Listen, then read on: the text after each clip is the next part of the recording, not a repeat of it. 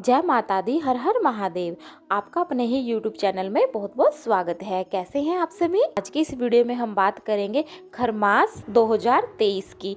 सभी को मालूम है 16 दिसंबर से खरमास का महीना शुरू हो जाएगा। तो कौन कौन से महत्वपूर्ण कार्य हैं जो हमें नहीं करने हैं, इसके बारे में तो हमने पहले ही आप लोगों को दो वीडियो डाल के दे दी है। आज की इस वीडियो में हम बताने आपको जा रहे हैं खरमास के दौरान जो हम पूजा पाठ करते हैं, जो हमारी दैनिक पूजा हो गई, कोई विशेष पूजा हो गई, कौन सी ये 5 गलतियां हमें नहीं करनी है खरमास के महीने में। साथ ही साथ हम ये भी जानेंगे कि कौन से महत्वपूर्ण कार्य आप कर सकते हैं और कौन से महत्वपूर्ण कार्य आपको नहीं करने हैं। तो ये एक महीने का समय होता है, यानी कि जो कि 16 दिसंबर 2023 से शुरू होगा, 15 जनवरी 2024 तक ये चलेगा। ये जो समय है, इस समय काल में हमें जो कौन सी पूजा पाठ हमें करनी है और किन बातों का हमें ध्यान रखना है। सूर्य देव की गति थोड़ी सी ना धीमी हो जाती है। ग्रहों के राजा सूर्य कहे जाते हैं। ऐसे में जैसे कि राजा ही परेशान हो जाते हैं, यानी कि इस समय सूर्य देव की धीमी थोड़ी कम हो जाती है, तो उसका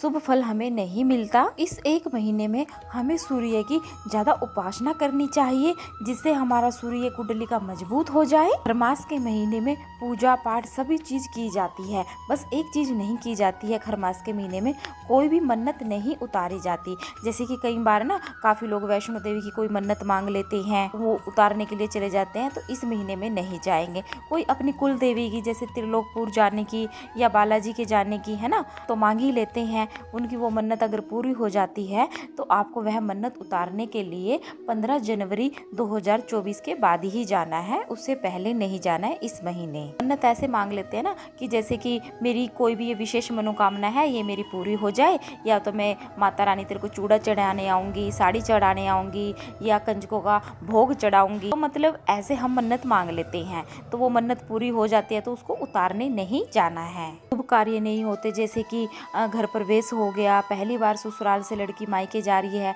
या मायके से ससुराल आ रही है, ये सब कार्य नहीं करने होते हैं। धार्मिक यात्रा अगर आप करना चाहते हैं तो वह आप यात्रा कर सकते हैं। सूर्य देव को आपको हर रोज जल जरूर अर्पित करना है, क्योंकि हर किसी को इस महीने में अपना सूर्य मजबूत जरूर करना चाहिए। अगर सूर्य मजबूत होता है ना, तो उसकी गवर्नमेंट जॉब जरूर लगती है, लग्जरी लाइफ वह जीता है, बिजनेस अच्छे से चलता है, अच्छी तरक्की देता है। तो आपको अपना सूर्य मजबूत करने के लिए इस पूरे एक महीने सूर्य देव को हर रोज अर्घ देना है।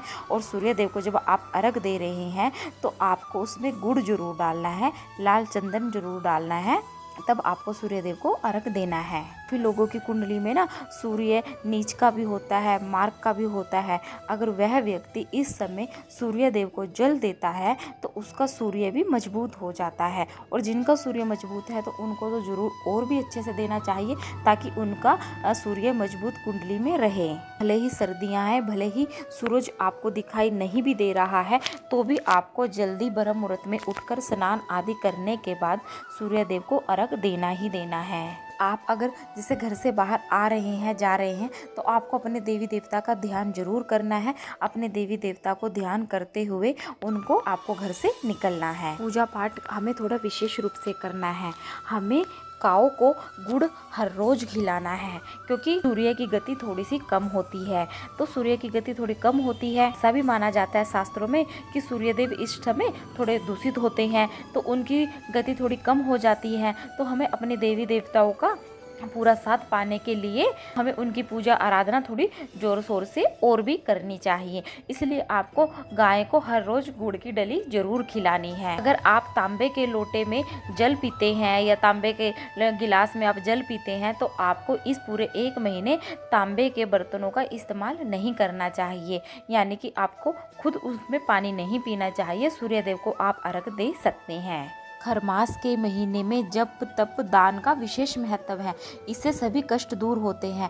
खरमास में गाय गुरु ब्राह्मण की सेवा करने से पुण्य की फल की प्राप्ति होती है। भी नए कार्य की शुरुआत नहीं करनी चाहिए खरमास में, वरना नेगेटिव ही परिणाम मिलते हैं। खरमास में विवाह, सगाई समारोह, नया घर या वाहन खरीदना या मुंडन समारोह करना और नया व्यवसाय उद्यम शुरू करने से बचने की सलाह दी जाती है, क्योंकि खरमास एक अशुभ समय माना जाता है, जब सभी शुभ कार्य वर्जित हो जाते हैं।